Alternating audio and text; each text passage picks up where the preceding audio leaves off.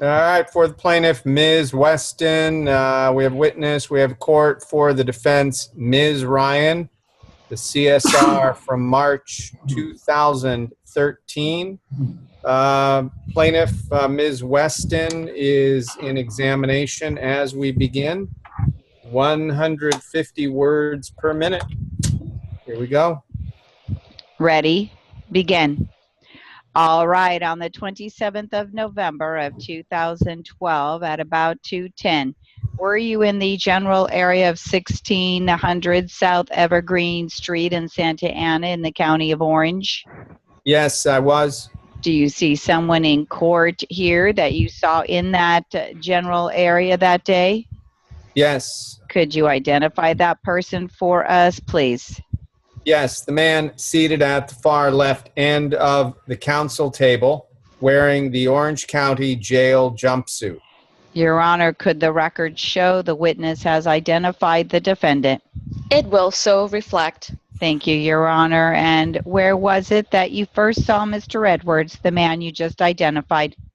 The first time I saw him, he was walking from the east alley of the 1600 block of South Evergreen onto the sidewalk on Evergreen. All right. Were you on duty that day? Yes, I was. Now, what did you do, or why were you in the area? We were conducting a narcotics enforcement operation as part of a full suppression team. All right. Was there something in particular that attracted your attention to Mr. Edwards? Yes. What was that? As soon as Mr. Edwards stepped out onto the sidewalk, he discarded an object onto the ground. All right. Was that when he came into view or of you? And also, then you were within view of where he was walking? That's correct. Did anyone go and retrieve the item that he discarded? Yes. And who retrieved it? Detective Burns, he's my partner. Detective who? Burns, B-U-R-N-S. Thank you. Did you have an opportunity to examine the item that was discarded? That's correct. Would you describe that for the court, please? Sure, it was a clear, small Ziploc baggie containing a white crystal-like substance which resembled methamphetamine.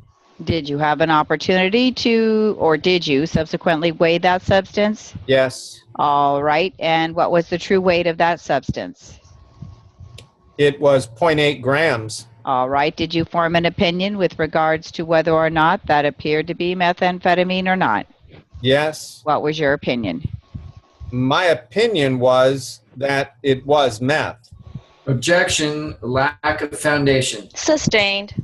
Move to strike. Last answer will be stricken. Your Honor, if I could have a moment. All right. What happened after you saw Mr. Edwards discard this item? Mr. Edwards walked in our direction. I asked him if I could speak to him. He said yes. We began our contact. And when you started to question the defendant, what did you initially say after you asked if you could speak to him? I asked him if he lived in the area. What did he tell you? He described that he resided on Gilbert Street within our city, which was not in our particular area. Did you have any kind of follow-up question to that? Yes. What did you ask? I inquired what brought him to this particular neighborhood area. What did he tell you? He indicated that he was merely walking around. He described to me he was merely walking around. Okay. And what did you ask him next? I believe I asked him if he was on probation or parole. Okay. What did he tell you? He denied being either on probation or parole. All right. When you were provided the small bundle, I'm going to refer to it as a bundle. Is that how you would describe it? The bundle of narcotics that was later retrieved by Detective Burns? I would describe it more as a baggie because it was in an actual Ziploc baggie as opposed to a bindle, which you kind of form yourself. When you were provided that baggie of what appeared to be meth, what did you do? Based on that confirmation of what it was, and based on my opinion and my observations, I placed Mr. Edwards under arrest for possession of meth. All right. After placing him under arrest, did you take a cell phone from Mr. Edwards? Yes. And what happened with the cell phone? Where did you put that? It was placed on the trunk of a vehicle that was parked adjacent to us. Okay. After you placed him under arrest, or excuse me, let me withdraw that. After you had taken the cell phone from him, did the cell phone ring at all? Objection, leading. Overruled. Yes, it did. Did it ring a lot? Yes, it did. Objection, Vegas to a lot. Sustained. Do you recall how often it was ringing? Phone rang continuously during our contact while he was holding it and after it was placed on the trunk of the vehicle. Objection, non-responsive. I will just strike the entire answer. Yes, Your Honor. Move to strike. Counsel, you can ask the question again. Will you describe for us how often the phone rang after you contacted Mr. Edwards? I would estimate that the phone rang at least, well, there was at least an incoming call per minute during our contact. Okay, did you or any other officer at any point in time pick up that cell phone and answer one of the incoming calls?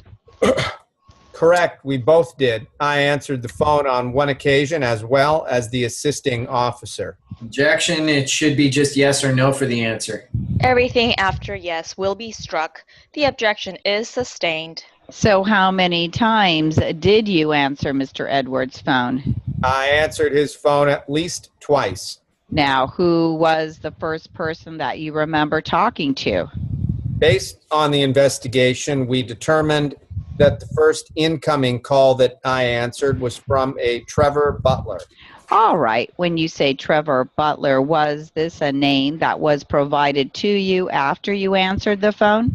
It was a name that was determined after Mr. Butler was contacted, and the telephone numbers were matched, and he admitted to making the phone call. Objection, hearsay and no foundation. Let me withdraw that question and ask it a different way. Thank you. Did you talk to a male when you answered the phone? Correct. When you answered the phone and there was a male calling, what did that individual say to you? He was asking if I was still coming to meet him. And what was your response? I requested him to confirm his vehicle and where he was located. What did he tell you? He described he was in a white Hyundai and he was temporarily parked in the alley. Did you ask him anything else? I asked for a further description of where he was located. He described he was immediately next to a red SUV. I also asked him to confirm what he was waiting for. Okay, what did he tell you? At that time, he admitted to me he was waiting for black, which is street slang for heroin. Was there anything else in your conversation with this individual that was of importance to you? Nothing that I can think of at this time. All right. Did you also answer a phone call in which there was a female calling? Objection, leading. Overruled.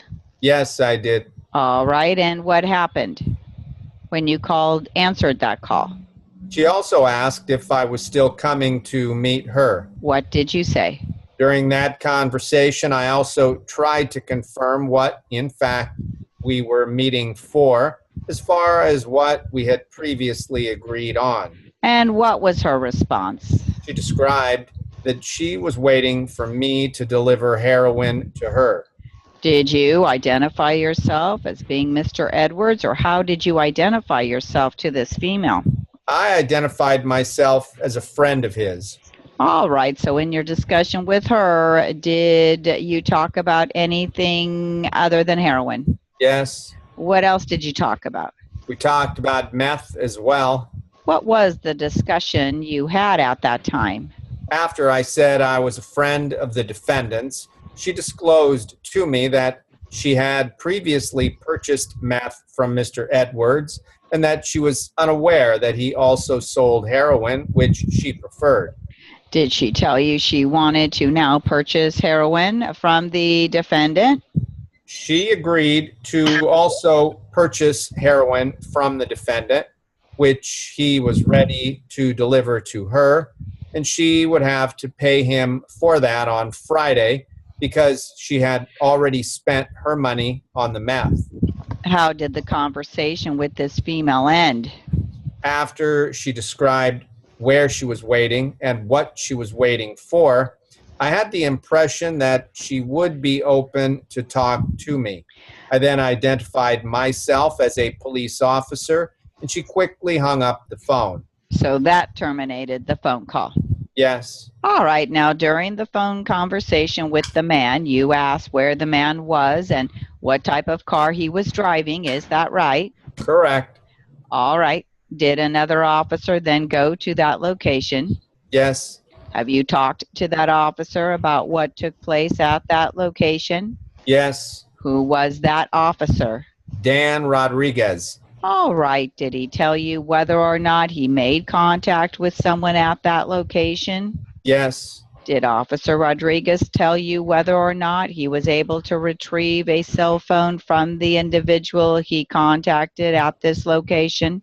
he told me that he was able to obtain the cell phone of the male he contacted and that the male consented to him reviewing his call log. Objection, hearsay. That's 2 layers of hearsay. Sustained. Move to strike that part of the answer. Stricken. Next question, please.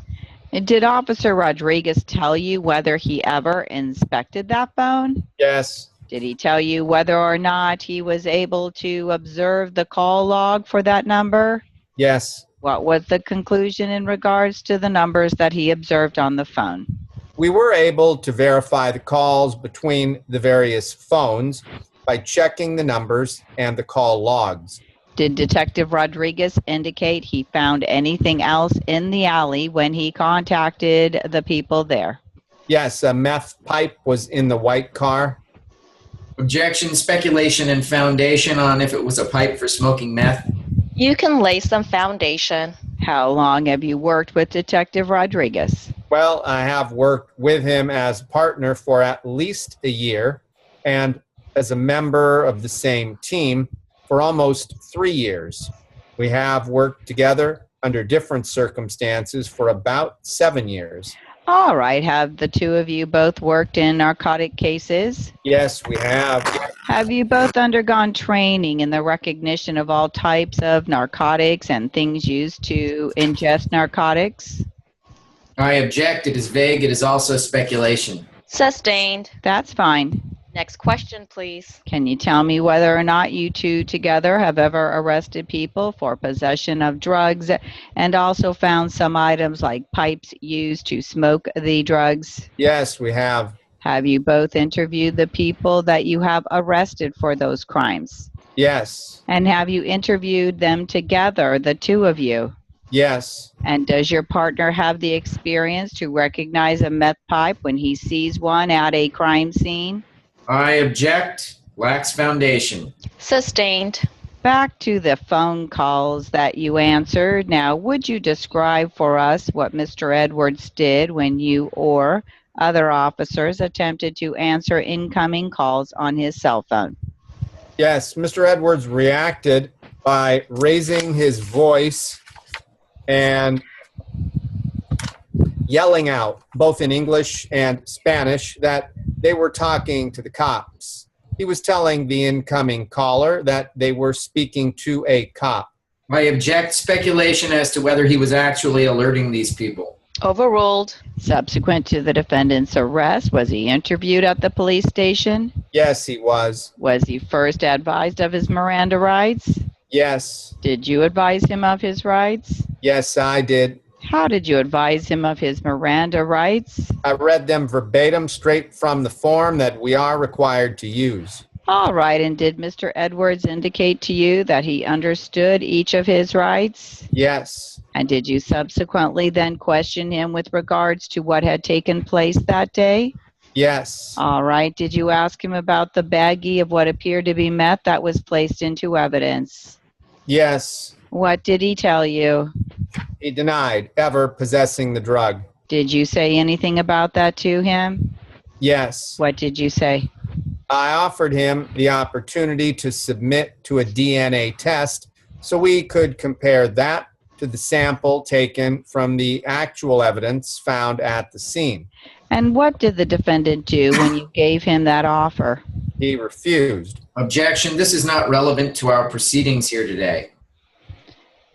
I'll withdraw. Pardon me. The objection. Okay, did you ask him about the phone conversation you had with the woman who had called his number? Yes, I did. Okay, officer, what did he tell you about that?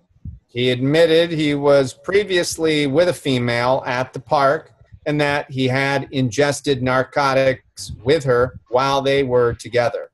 Did you ask him whether or not he had sold some drugs to any woman that day? Yes, What did he tell you? he denied it.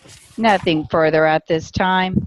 Counsel, you may proceed. When my client told you that he had used meth with a woman earlier that day, did you ask him anything with regards to his usage? Yes, What did you ask him? I questioned him if he would be willing to submit to a chemical test to confirm that he was actually a user of narcotics. And was he willing to submit to that chemical test or that blood test? No, he wasn't. Was he required to submit to that test? No, absolutely not. Okay. When Mr. Edwards was arrested, was a search performed of his person? That's correct. All right. And when he was searched, did you find anything that would be consistent with someone who uses narcotics? No, I did not. Did you find anything consistent with someone who sells drugs? What do you mean? For example, did you find any packaging supplies on my client? No, I did not. Did you find any large amounts of cash on his person? He had approximately $100 on his person.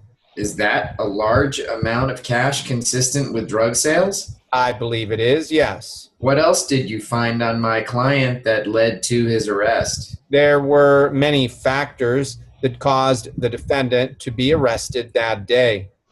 Could you share those with us, please? Well, a couple of them was his location. He said he was merely walking around that area, yet he doesn't live in the neighborhood. But that isn't a crime to be walking around away from your home, correct? In addition, he was receiving many calls on his cell phone from people who were wanting to purchase drugs. Are you speaking of the two people you identified earlier? There were other calls. Those two are the ones I personally spoke to. My partner spoke to more than that. Well, I think we will have to wait for that testimony. Objection. This is argumentative, Your Honor. Well, let's just have a question, please. Now, did you form an opinion that the substance that was found in the bindle was a usable quantity? Yes, Will you explain your understanding as to what that means to you? of course. Usable quantity is any amount that could be manipulated for use. Just to be clear, is that consistent with your interviews of people you have arrested in the past? Yes, it is. Have you ever testified as an expert with regards to narcotics? Yes, I have. Okay. Now, let me ask you about what you thought you saw in the alley. I saw your client in the alley that day. I understand that. And we aren't arguing whether he was in the alley that day. My questions will be directed to what you saw him do. Okay. Could we just have questions and answers, please? You testified that you believe my client discarded something in the alley when you saw him. Is that correct?